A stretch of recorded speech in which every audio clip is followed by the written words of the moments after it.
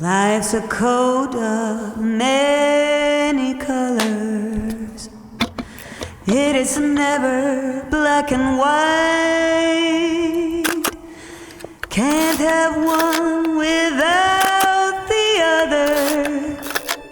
The dark without the light.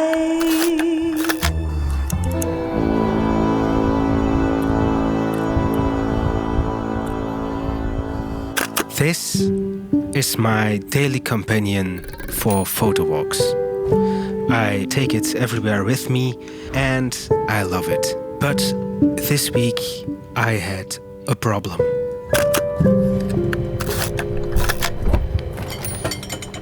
I didn't find the time for a real shoot this week. So the plan was to go on a small walk in my own neighborhood. But to give the ordinary some weight, I left my Leica at home and I grabbed the biggest film camera that I own.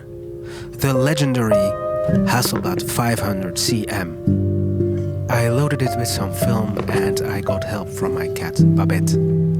The actual reason she's in the video though is to guilt trip you into liking this video and subscribing to the channel. Thank you. So I walked out of the door and I started my photo walk. I had no destination. No subject was worth the effort, really. But shooting this on medium format film would maybe make the subjects feel more important than they really are. The camera is slow. It asks you to stop, to look down in the viewfinder and compose a small square of the world before it lets you take a photograph. By the way, I loaded my camera with Ilford Delta 400 black and white film. My first photograph was of a car garage where an old Alfa Romeo was displayed in the window. The shallow depth of field gives it something sculptural, and the reflections adds an extra layer to the image without becoming a distraction. This closed night shop could have been a nice photograph, but I saved it for a next shoot when I bring color film.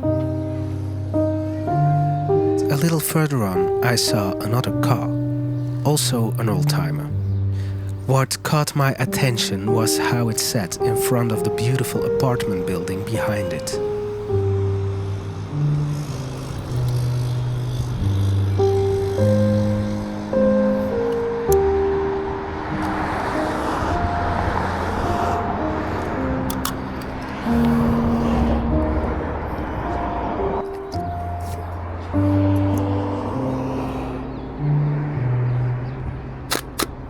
The composition with the trees and the building in the background gives the image context without overdoing it. As I kept walking, I noticed an interesting detail on another building. There was a ladder leaning up against it, probably from a moving company, but no one was using it. It was just standing there, abandoned for the moment. That ladder is the detail that saves the image from becoming just another architectural shot. Once I crossed the street, I came across a petrol station. Maybe a cliché subject for film photographers, but I think the images really worked out. By the way, take a moment to listen to the sound of the camera. It's poetry. I liked her petrol station so much that I crossed the street further to get a closer look.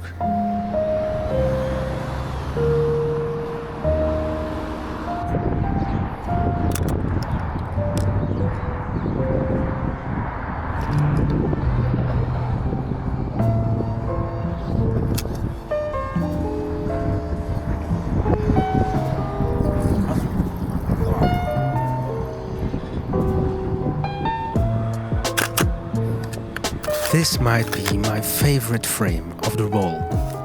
The symmetry and curling hoses make it feel almost sculptural. I love it. I took a second photograph as well, just to be safe, with the exposure.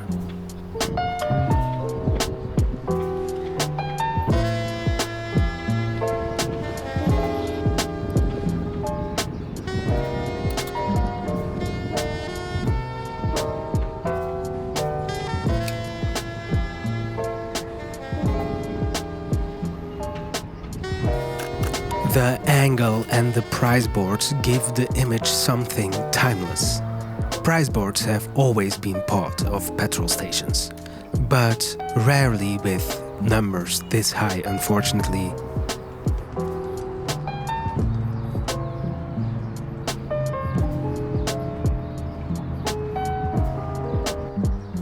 After passing through the tunnel, I entered a quieter part of the neighborhood.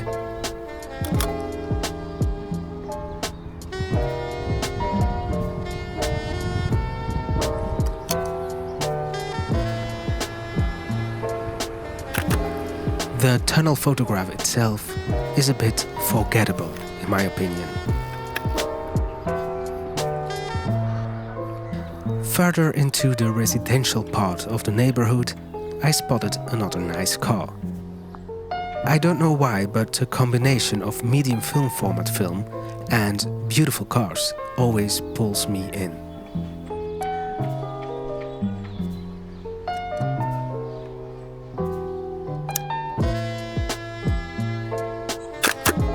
I love how the bottom of the car sits right in the middle of the frame.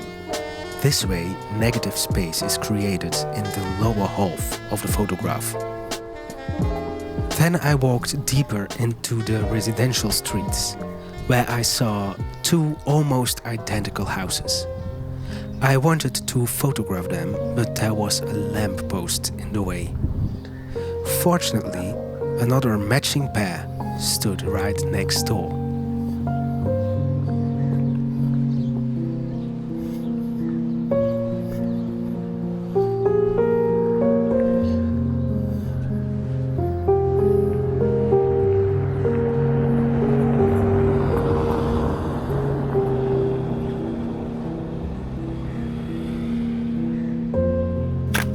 I like this photograph a lot. Two nearly identical houses, one with the curtains open, one with the curtains closed.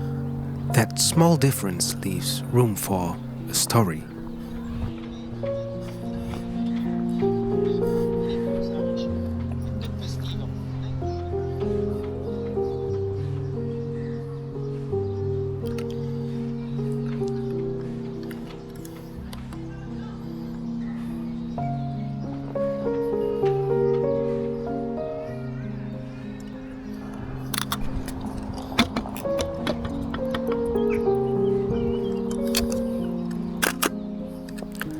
The street sign gives the image an anchor. The empty bicycle has something melancholic about it, and the fact that it seems to belong to a postal worker opens more questions.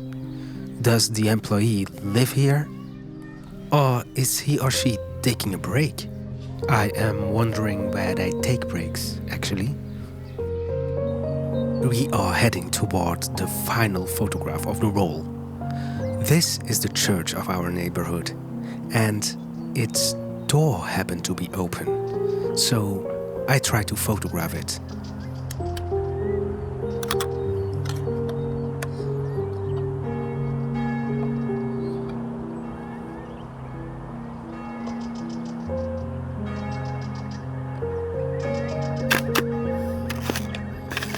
If you ask me, it's a strong final image. And it also shows what medium format film is truly capable of.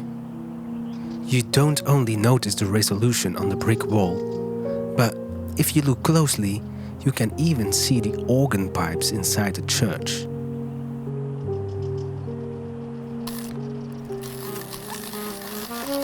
I was home within the hour, but I had 12 frames.